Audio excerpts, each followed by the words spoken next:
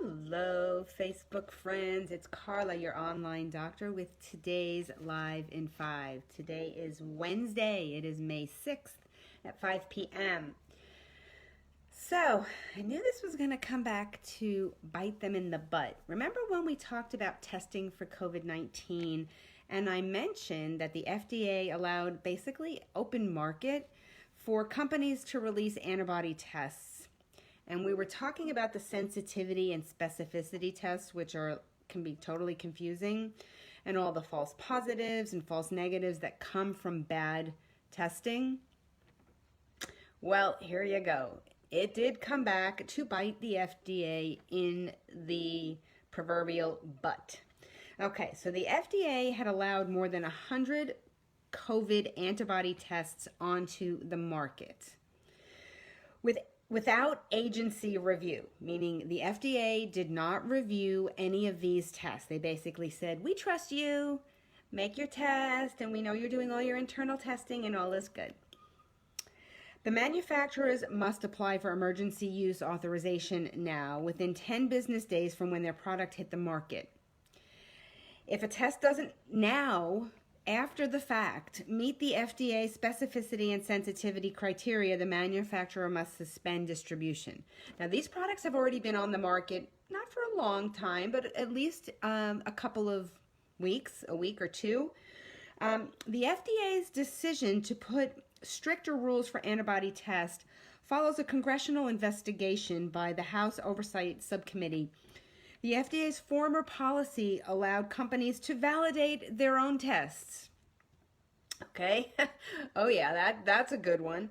And bring them to market without any agency review, as I said. The FDA officials said that their change was not due to pressure from Congress, but because several commercial tests are being promoted inappropriately. Some test developers have falsely claimed their tests are FDA approved. Others falsely claim their tests diagnose COVID-19 or that they are for at-home testing, none of which is true. So the FDA is doing the curly shuffle, as my husband would say, and they're trying to correct their mistake of allowing this in the first place. So the FDA will generally give emergency authorization to tests that can detect 90% of people with antibodies. Remember when we talked about sensitivity and specificity, that's a 90% specific test. That means they're missing 10% of people. Okay, that's a huge number. And they will also provide, they are also giving emergency authorization to tests that produce false positives less than 5%. That's a 95% sensitive test. Again, we want tests that are over 99% specific and sensitive. 90 and 95, in my book, doesn't cut the mustard.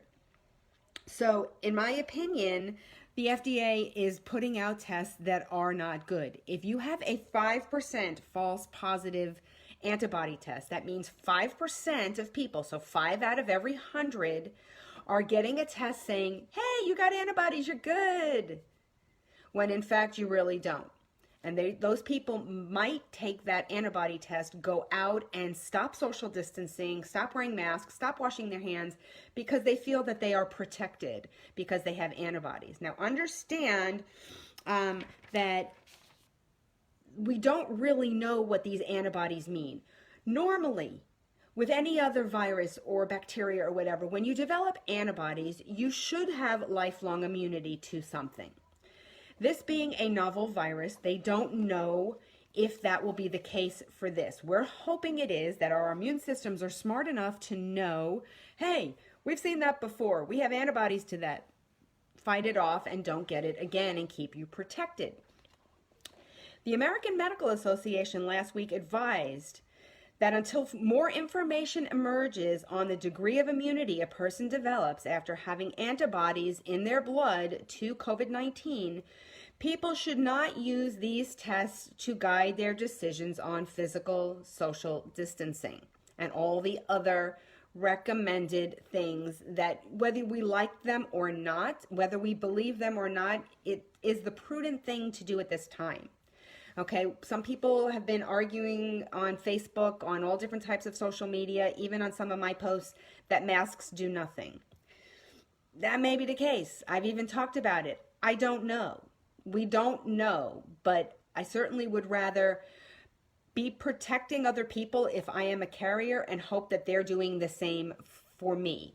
So if they're a silent carrier and they're wearing a mask, ideally they're protecting everybody else by wearing a mask. Again, is it 100%? Absolutely not. But it's certainly better than walking around without and people coughing on each other and shaking hands and hugging and kissing like we used to do. It's just not going to be that way for now. Now, the FDA replied saying, this is to the American Medical Association, the FDA replied saying they are releasing guidelines for antibody testing soon. The White House task force is even hinting that 2 antibody tests should be done per person to reduce the number of unreliable tests. My response is make better tests. Okay, yes, everybody is asking for the antibody test. We all want them. We all want to know if we are protected and if we can go out and go back to life as usual. That isn't what that test is offering at this moment. We don't know if even if you test antibody positive, does that provide you actual lifelong immunity, short-term immunity? We're just not there yet. We don't have the information. It's going to be coming in the coming months, weeks to months, as more of this information comes available. So don't use, if you have had an antibody test and you are antibody positive, get another one. Certainly don't do one at home. Make sure you're getting it from, find out, ask them, what is your sensitivity and specificity of your test? You want them both to be as close to 99% as possible. So if they give you numbers that high and you get an antibody positive twice, then, in your mind you could feel safe, but I still would wear a mask, wash my hands, and social distance. Just my recommendation. For what it's worth, I hope you take my advice and stay safe. So on that note, I hope you guys are having an awesome Wednesday. I will see you again tomorrow for another Live in 5.